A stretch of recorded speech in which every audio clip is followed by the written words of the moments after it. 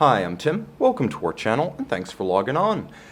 If you enjoy these videos, please subscribe to our YouTube channel right here at Watchbox Reviews. I would really appreciate it, and I promise to update daily. If you like this watch, you can see it and you can purchase it on our website, thewatchbox.com. Today, we're discussing what might be the most underappreciated sports watch of the 2000s era. The Jaeger LeCoultre Reverso Squadra Hometime, part of a series of Reversos that were designed to get the Reverso family back in touch with its roots as a sports watch. The first, of course, Reverso of 1931, designed to shield its crystal from the mallets of polo players. It was a sports watch in its day, although over time it became more of a refined dress piece. Well, in 2007, this watch bowed, and Jaeger LeCoultre made its best play to revive the Reverso as sports watch with the Squadra family. The watch here is the Hometime, a dual time in stainless steel with the full vulcanized rubber bracelet. It is full of clever thinking. In a lot of ways, it's almost like Motorhead, Another Perfect Day. Perhaps not appreciated in its day, but it stood the test of time, and that is true of this Reverso Squadra Hometime. On my 16 centimeter circumference wrist, you can see the first myth about the Squadra refuted, and that myth is that they are all intractably huge. That's not the case. The world chronograph is a big boy, and it's often mistakenly associated with the Reverso triptyque of the same era, which was not a Squadra. This watch is easy to wear, 35 millimeters wide from 9 to 3, not inclusive of the crown. It's only 13 millimeters thick, which is surprisingly slim. It'll fit underneath most dress cuffs. And then lug-to-lug, it has a wearable 50.4 millimeter dimension. The spacing between the lugs is broad, 22 millimeters. If you wish to accessorize, there are some handsome JLC options available, and it takes standard 22 millimeter straps, so you don't have to go OEM. The bracelet that is fitted, however, is the maxed out option. You cannot do better than this within the JLC catalog of options. It's the full stainless steel vulcanized rubber bracelet, highly articulated, warm and soft on the wrist like a strap, but durable and strong, resilient, and confidence-inspiring like a bracelet. You will note every individual link is removable. Big gaps on the underside to avoid pinching skin, pulling hair, or trapping heat.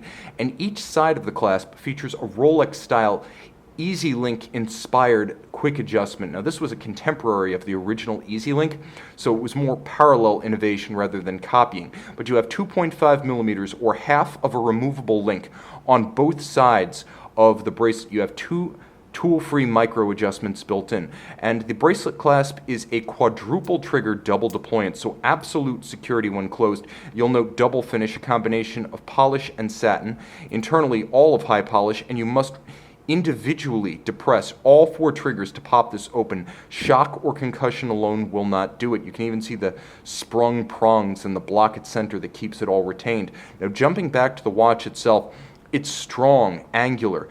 It has the same conical profile about its lugs that you'll see on a standard Reverso, but this one has more of an angularity. You'll note that the conical ends are faceted and geometric rather than barrel-shaped as on a traditional Reverso. You'll also note that the horizontal guidrons, or the strakes of the Reverso, here are present and correct, but on a watch that is decidedly more of a square than a rectangle, and that's by design.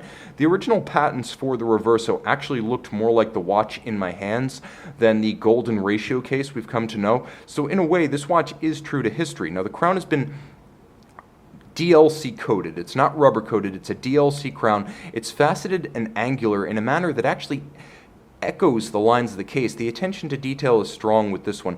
The dial featuring 2 time zones, classical Reverso rectilinear form with a small railroad track inboard for minutes, a sunken sub-register for seconds, and outboard the classical, entirely Art Deco Reverso Arabic numerals. These are the only portions of the watch, along with the guidrons, that appear to have been translated untouched from a standard Reverso.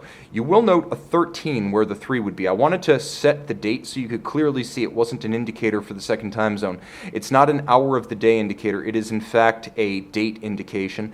And then there's an AM/PM indicator at 9 o'clock that corresponds to the second time zone, which is depicted at center on the dial. So you have the ability, and I love this feature, to cover up that skeletonized red second time zone hand, your home time hand. So if you don't need a second time zone, you can simply clean up the dial, no extra hands to be seen. A small amount of loom on these hands, there will be a loom shot. Turn it all over. By the way, I should mention the watch does feature hacking or stop seconds. Turn it all over and you can see the caliber 977 based on the mighty 975 and 976 auto tractors.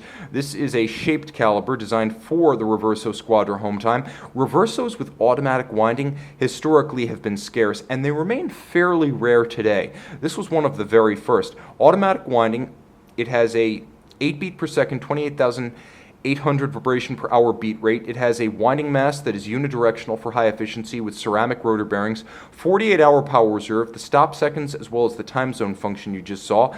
And for shock resistance, it takes a free-sprung index, a full balance bridge, and a laser-welded hairspring at both ends, the stud and the collet, to give this watch Rolex levels of impact resistance, I would say impact tolerance. This is a very tough canister and a very tough movement. Designed to be Rolex tough, using some of the lessons IWC learned attempting to use JLC dress watch calibers in sports watches during the 90s.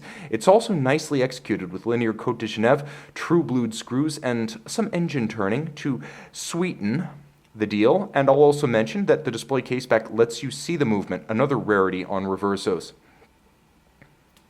Turning everything, if we can, back over.